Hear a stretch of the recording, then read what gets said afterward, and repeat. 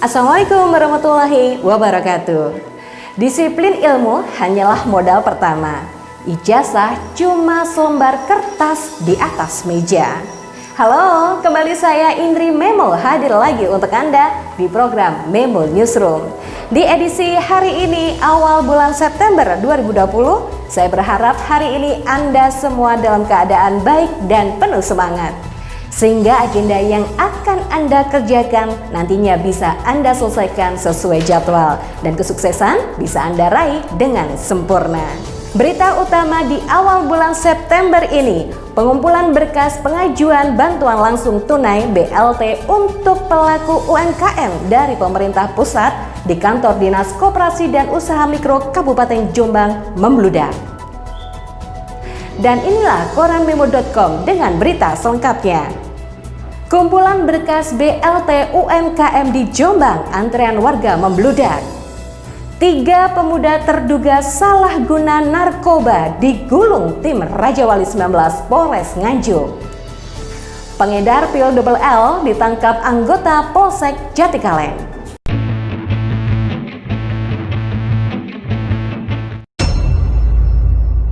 Pengumpulan berkas pengajuan bantuan langsung tunai BLT untuk pelaku UMKM dari pemerintah pusat di kantor Dinas Koperasi dan Usaha Mikro Kabupaten Jombang membludak di sepanjang Jalan Kiai Haji Abdurrahman Wahid, Kecamatan Kabupaten Jombang, Senin 31 Agustus.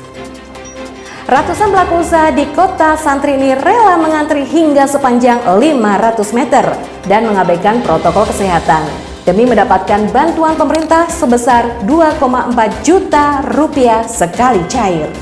Namun setelah Satpol PP dan polisi hadir, warga akhirnya mulai tertib mengantri dari depan gerbang masuk hingga sisi utara atau belakang kantor dinas tersebut.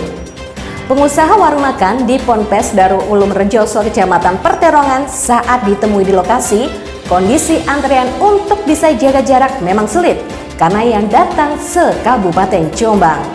Hal senada juga disampaikan Mulyaningsih 45 tahun, warga desa Kedung Pari, Kecamatan Mojowarno. Dia juga mengaku khawatir dengan antrean yang berjubel tersebut, karena saat antri, warga bergerombol. Muntolib, Kepala Dinas Koperasi dan Usaha Mikro Kabupaten Jombang mengakui adanya ledakan masyarakat yang mengajukan bantuan saat di hari terakhir penerimaan berkas pengajuan bantuan. Untuk tetap menjaga penerapan protokol kesehatan, pihaknya juga meminta bantuan kepolisian dan Satpol PP Jombang demi penertiban warga yang mengantri baik di luar maupun di dalam, sebab situasinya masih dalam kondisi pandemi COVID-19. Perlu diketahui bantuan ini diberikan oleh pemerintah pusat bagi para pelaku usaha rumahan UMKM dengan harus memenuhi persyaratan yang ditentukan. Pelaku usaha mikro diantaranya tidak sedang menerima kredit modal kerja dari perbankan. Kalau tidak mempunyai tanggungan tersebut, mereka bisa memberikan bukti surat keterangan usaha dari desa dan warga negara Indonesia memiliki nomor induk kependudukan NIK. Jika semua teknik persyaratan terpenuhi, dana BLT sebesar 2,4 juta ini bakal cair di rekening masing-masing pelaku usaha tersebut. 3 pemuda terduga salah guna narkoba digulung tim Raja Wali 19 Satres Narkoba Polres Nganjuk di 2 tempat dan waktu yang berbeda. Sampai saat ini, Senin 31 Agustus, 2 tersangka bukan target operasi non-TO dan 1 tersangka TO ini masih menjalani penyidikan. Dari 3 tersangka tersebut, 2 diantaranya berasal dari Kecamatan Tanjung Anom, Kabupaten Nganjuk, yakni Rian Hidayat 26 tahun, warga desa Sambirejo, dan Dino Melando Zakaria 21 tahun, warga Kelurahan Warujayeng yang merupakan non-TO. 1 tersangka lagi merupakan TO, yakni Arido Budianurika Rahmat 28 tahun, warga desa Ngasem, Kecamatan Jatikaleng, Kabupaten Nganjuk. Ibtu Roni Junimantara Kasubag Humas Polres Nganjuk mengatakan mereka satu jaringan. Roni mengungkapkan ditangkapnya 3 pemuda ini berawal saat tim Raja Wali 19 melakukan patroli dalam rangka Operasi Tumpah Semeru 2020 dengan menyasar wilayah Kecamatan Sukomoro. Dikatakan saat menyisir area parkir pasar Sukomoro, petugas mengamankan orang yang mencurigakan, yakni Rian Hidayat, Minggu 30 Agustus sekitar pukul 1.30 waktu Indonesia bagian Barat. Ketika digeledah, petugas mendapati 2 buah plastik klip berisi sabu dengan berat kotor masing-masing 0,52 gram dan 0,47 gram. Kepada petugas, Rian mengaku mendapatkan sabu dari Dino yang saat itu juga berada di dalam mobil yang sedang parkir di halaman pasar Sukomoro.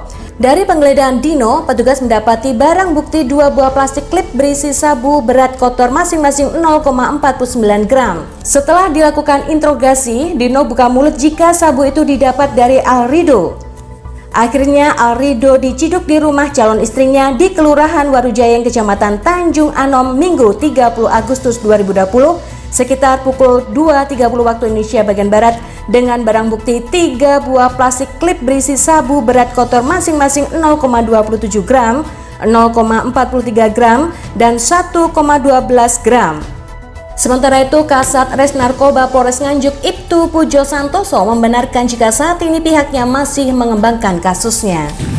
Dalam operasi Tumpas Semeru 2020, unit Reskrim Polsek Jatikalen membekuk seorang terduga pengedar Okebaya, obat keras berbahaya jenis pil double L, Senin 31 Agustus 2020. Saat ini, pelaku meringkuk di ruang tahanan Polsek Jatikalen. Pelakunya Muhammad Aji, 26 tahun, karyawan swasta warga desa Dawuhan, Kecamatan Jatikalen, Kabupaten Nganjuk.